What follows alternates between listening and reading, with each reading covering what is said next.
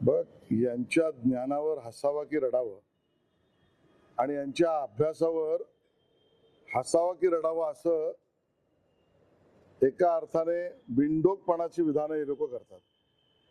राज ठाकरे यांना पुन्हा माझा सल्ला आहे की आपले सल्लागार हे आपल्याला फसवतायत, कुठेतरी आपला अभ्यास कच्चा होतोय। या आधी कोणाच्या घरी उमेदवाराला किंवा कोणाला जाण्यापासून बंदीच नाही, कधीच नव्हती।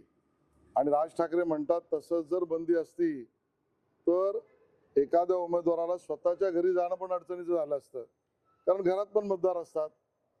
आणि म्हणून मतदारांच्या घरी उमेदवाराने जाणं, प्रचार करणं नि करणं हा भाग वेगळा आहे आणि उमेदवारांच्या घरी जाणं याला कुठेच बंदी असू शकत नाही। ती नव्हती।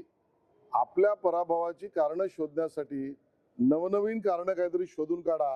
राज ठाकरे धंदे बंद करा अशी तुम्हाला विनंती आहे।